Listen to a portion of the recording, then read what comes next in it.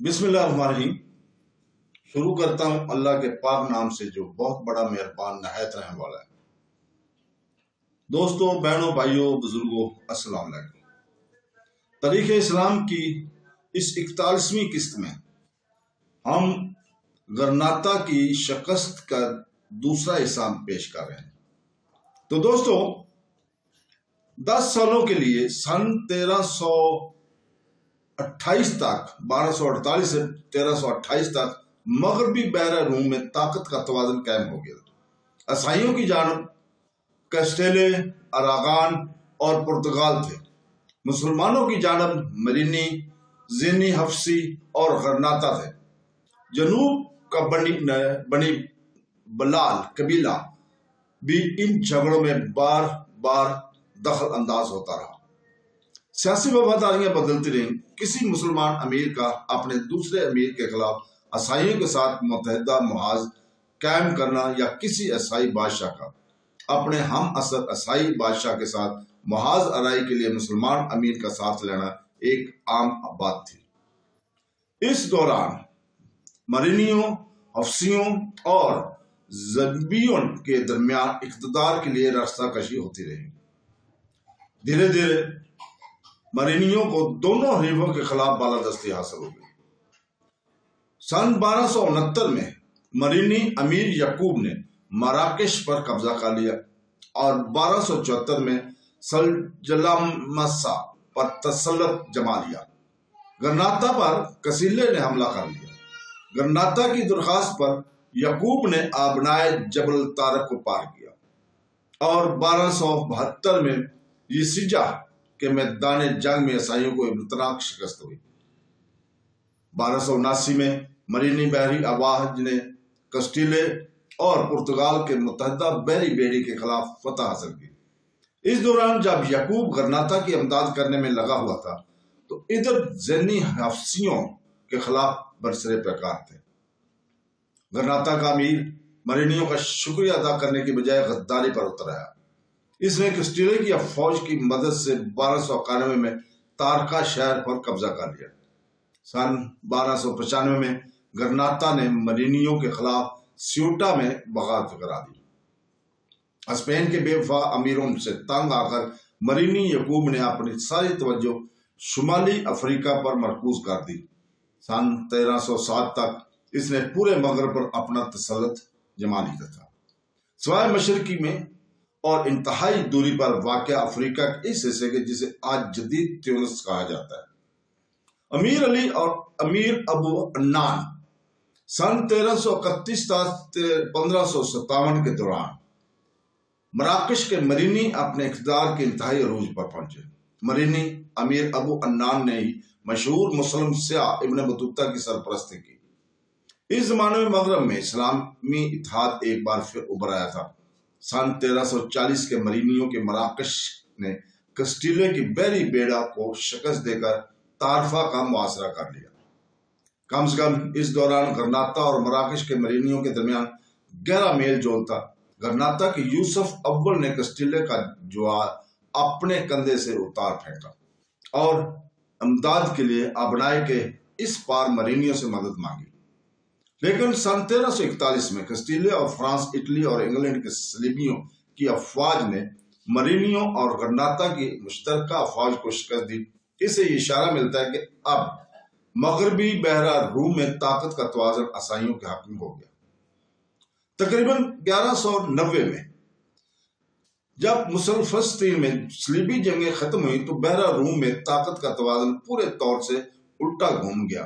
ایک طرف ترک انطولیہ اور جنوب مشرق یورپ میں آگے بڑھ رہے تھے تو دوسری جانب اسپین اور شمالی افریقہ میں عیسائیوں کو بالادستی حاصل رہی۔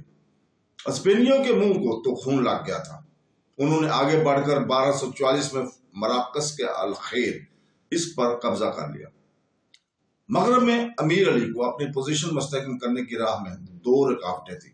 پہلی یہ وجہ تھی کہ کالی پلیگ جس نے اس کی پوری حکومت کو اپنے لپیٹ میں لے لیا تھا۔ اس سے پہلے 1346 سے لے کر 1360 تک مشرقی وسطی اور یورپ میں بھی ایسا ہی ہوا تھا، جبکہ کالی پلیگ کی وجہ سے بے شمار لوگ موت کے شکار ہوئے تھے اور مالیات کی وصولی ٹھپ ہو گئی تھی۔ دوسری وجہ یہ تھی کہ بلال قبیلہ کا بار بار بغاوت کے لیے سر اٹھانا 4 سال بعد بنی بلال نے خیروان کے میدان جنگ میں امیر علی کو شکست دے دی۔ اس طرح اس کی متحدہ عرب مغرب کے خواب کا خاتمہ ہو گیا۔ اب حالات کا رخ مکمل طور سے صلیبیوں کے حق میں ہو گیا۔ 1335 میں تریپولی لیبیا پر کچھ عرصہ کے لیے جنیوس کا قبضہ رہا۔ 1390 میں فرانس نے مہدیہ یعنی تونسیہ پر حملہ کیا۔ سن 1399 میں کسٹیلے نے مراکش میں تتیوں کو تباہ کر دیا۔ 1415 میں مراکش کے ہی سیوٹا پر پرتگال کا قبضہ ہو گیا۔ ہو سکتا ہے کہ کوئی ان شکستوں کو اور ادھر عثمانیہ ترکوں کے اور یورپ میں فتح یابیوں کو بہم ملا کر دیکھنے کی کوشش کریں، جبکہ باجزید اول نے 1399 میں کوسوت کو جنگ میں سربیوں کو شکست دی اور سربیا، بوسنیا، البانیہ اور سیکوباچے پر قبضہ کر لیا۔ پھر اس سے اور آگے بڑھ کر نکولپولوس کی جنگ میں صلیبیوں کی مشترکہ فوجوں کے مکمل طور پر پسپا ہونے پر مجبور کر دیا۔ سیوٹا اور الخسارس دونوں کے مسائیوں کے ہاتھوں میں چلے جانے سے آبنائے جبل طارق کے اس پار گرناطہ اور مراکش کے درمیان مواصلاتی رابطہ ٹوٹ گیا۔ گرناطہ کی گردن میں پھندا کستا چلا گیا۔ 14ویں اور 15ویں عیسوی کے دوران مغرب کی تنزلی اور ان کے منتشر ہو جانے کے بارے میں اکثر مورخین خاموش ہیں۔ ابن خلدون 1332 سے لے کر 1406 تک اس دور انتشار کے دوران شمالی افریقہ میں رہا۔ اس کی پیدائش تیونس میں ہوئی، جو کہ اس وقت حفصی امارات کا ایک حصہ تھا، جسے افریقی کہا جاتا ہے۔ ابن خلدون کو مغرب میں سفر کرنے کے موقع حاصل ہوئے۔ اس طرح مقامی سلطنتوں کے عروج جوال کے اسباب کو دیکھنے اور ان پر غور کرنے کا موقع ملا۔ اس کی نوجوانی کا کافی عرصہ مغرب میں گزرا۔ بعد کے برسوں میں وہ مصر ہجرت کر گیا، جہاں اس نے مملوک حکومت کے سفیر کی حیثیت سے کام کیا۔ سن 1400 میں دمشق کو تیمور لنگ کے سپرد کرنے کے بارے میں بات چیت کے لیے مملوکوں نے ابن خلدون کو ہی نامزد کیا تھا۔ ابن خلدون کو بجا طور پر عمرانیات اور فلسفہ تاریخ کا مجد قرار دیا جاتا ہے۔ اسی نے سب سے پہلے تہذیبوں کے عروج زوال کے عام نظریات مرتب کیے۔ یہ نظریات اس کے مغرب کے حالات کے مشاہدات پر مبنی تھے۔ اس کے مطابق ہمیشہ سے ہی شہروں کے مکیر اور خانہ بدوشوں کے درمیان کشیدگی رہا کرتی تھی۔ تاریخ اسی کشیدگی کی تاریخ سے آگے بڑھتی ہے۔ خانہ بدوشوں میں اسیبیہ کی خاصیت بدرجہ اتم پائی جاتی تھی، جس کا عام فہم مطلب ہے جمعیت کے ساتھ جذباتی لگاؤ اور وفاداری۔ اس کے برخلاف شہری نظام زندگی جماعت کی قدر کم ہی کرتا ہے، اس سے وفاداری کے احساس کو تباہ کر دیتا ہے۔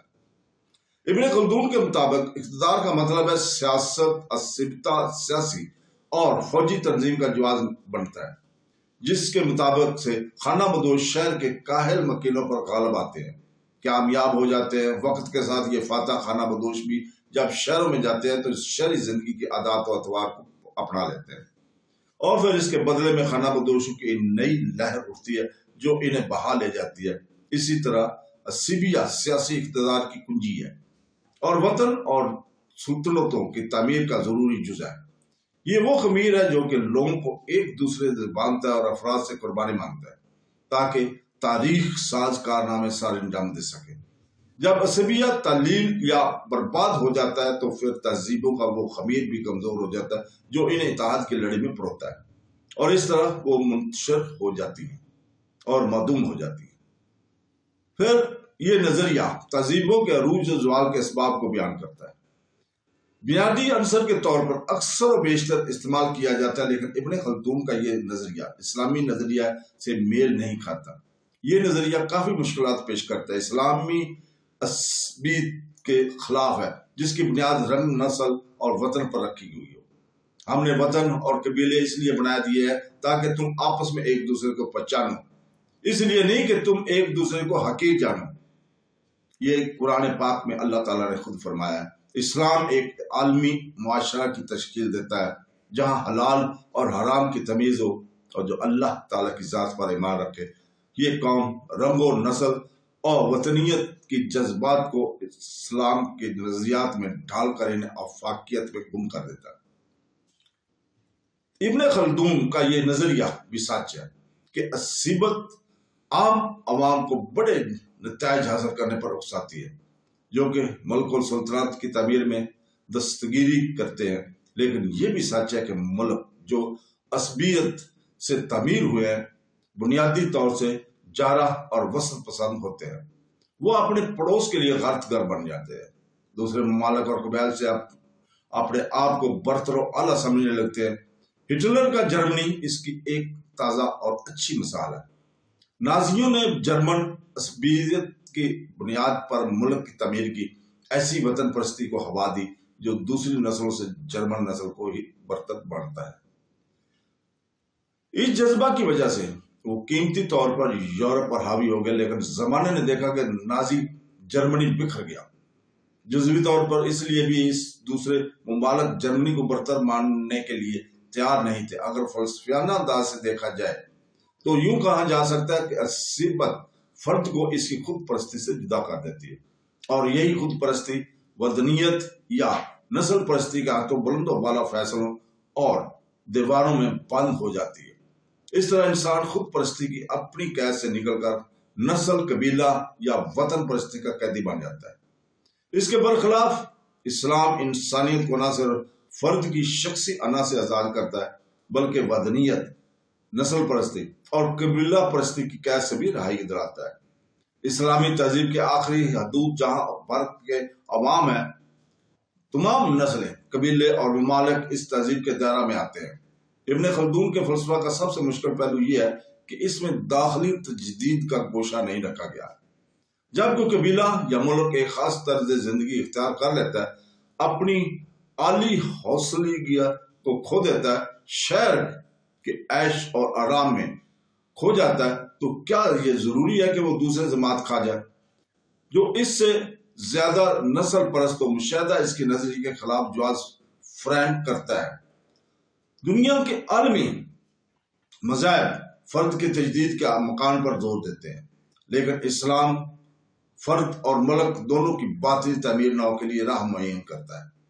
فرد اور ملک دونوں انتحات کا شکار ہوتے ہیں، لیکن اللہ کے کرم اور مہربانی کے باعث اپنے آپ کو زوال پذیر طاقتوں کے جنگل سے چھڑا کر پھر سے اپنی تجدید کر کے بلندی کی منزل کی طرف گامزن ہو جاتے ہیں۔ اس انتحات کو روکنے کے لیے اور باطن کے اثر نو تجدید کے لیے ہر صدی میں کسی نہ کسی مجدد کا ابھر آنا ایک ایسا تصور ہے جو اسلامی دنیا میں اکثر پایا جاتا ہے۔ صدی کے بعد صدی آتی رہی، مغرب میں المقدس سے لے کر نائجیریا کے عثمان فدائیوں اور سوڈان کے مہدی تک ہم دیکھتے ہیں کہ اسلامی زندگی کی اثر نو تجدید اور اسلامی تہذیب کی پھر سے سر بندی کی کوشش ہوتی ہے۔ اثر نو بیداری کی روح پھونکنے یا باطنی تجدید کا یہی امکان مسلمانوں کی اجتماعی جدوجہد کا حاصل رہا۔ گرناطہ کی شکست کے اسباب میں علاقائی، اقتصادی، تمدنی، مذہبی اور نظریاتی یہ سارے عناصر شامل ہیں۔ اندلس میں ہونے والی مسلسل جنگوں کی وجہ سے مغرب میں افرادی کمی آ گئی۔ صلیبی جنگیں دراصل تہذیبوں کا ٹکراؤ تھا، جس میں یورپ پورے 500 سالوں تک بار بار اسلامی دنیا پر یورش کرتا رہا۔ یہ محاذ رہی، یہ جنگ، یہ سب بندی شمالی افریقہ کے اندلسی جزیرہ نما سے لے کر مصر، فلسطین، شام، انطولیہ اور سسیلیے سے ہوتا ہوا یورپ کے جنوب مشرق تک پھیلی ہوتی ہے۔ اندلس یورپ کے لیے انتہائی پیچیدہ مسائل پیش کرتا رہا۔ مغرب کا وہ قائد، چاہے وہ حفصی ہو کر مرینی، جس کسی نے بھی امیر المومنین کا خطاب اختیار کیا، وہ قائد کی حیثیت سے اپنا فرض منصبی سمجھتا تھا کہ عیسائیوں کی یروشوں کے خلاف اندلس کا دفاع کرے۔ اندلس ایک فسلن کی طرح تھا۔ آئیبیریا کے جزیرہ نما کے سیاست موقع پرستی کا شکاری اندلس کے مسلمان اپنے مدافعت کرنے کی قوت کھو چکے تھے۔ सलीबी हमलावरों से उंदलस को बचाने की पूरी जिम्मेदारी इन शुमाली अफ्रीका के फौजियों पर आन पड़ी थी। इन जंगों की वजह से मगरब की अफरादी कुव्वत खून से नहाती रही। वो लड़ाई जो कि मैदान जंग में नहीं हारी जा सकी, वो बीमारी के मैदान में शिकस्त खा गई। सन 1346 में और 1360 के दरमियान शुमाली अफ्रीका पर खसूसी के साथ काली प्लेग का जबरदस्त हमला हुआ। गांव दर गांव तबाह और ताराज हो गए। लाखों लोग मौत की नींद सो गए। सियासत और तमद्दन दोनों इस तबाही का शिकार हुए। सन 1360 में लुइस नाहिम की सरजगी में हमला करने वाली तमाम की तमाम सलीबी अफवाज त्यूनिस के दरवाजे पर काली प्लेग की वजह से दम तोड़ गई। आबादी की कमी की वजह से ज़रूरी पैदावार भी घट गई। जब ग़िज़ाई पैदावार में कमी आई तो कई कबाइल जो शहरों में बस गए थे वो भी खाना बदोशी पर मजबूर हो गए। इसका असर मुल्क की माली हालात पर पड़ने लगा और इधर अंदलस में जारी मुसलसल जंगों की वजह से मुल्क के खजाने खाली हो गए। इब्तिदा में यानी मराबतून और अल-मुक़द्दस के दौरे हुकूमत के दौरान 1050 ta 1212 तक अंदलस में जमा शुदा दौलत से इन जंगों के अखराजात पूरे होते रहे। लेकिन जब अंदलसी जजीरा नमा का बेशतर हिस्सा 1085 से 1248 के दरमियान सहियों के कब्जा में चला गया तो दौलत का ये चश्मा सूख गया। एक गरीब मगरब मुकम्मल तौर से तबाहशुदा अफवाज की योशों के बर्दाश्त न कर सका। सियासी मरकजियत के लिए सरमाया की जरूरत होती है, इसलिए कि फौज को तैयार रखने के लिए सरमाया खर्च करना पड़ता है और यही अफवाज फैले हुए सियासी निज़ाम को मुतहद रखने में मुआवन साबित होती है। मगरब इक़्तिसादी इंतहाद का शिकार हुआ तो इसके बिखरने का अमल भी शुरू हो गया। तो दोस्तों, इसके साथ ही हम कल तक के लिए इजाजत चाहते हैं। कल इंशाअल्लाह ताला इसका बकिया हिस्सा किस्त नंबर 42 में हिस्सा नंबर 3 में आपके सामने पेश करेंगे। कल तक के लिए इजाजत। अल्लाह हाफ़िज़।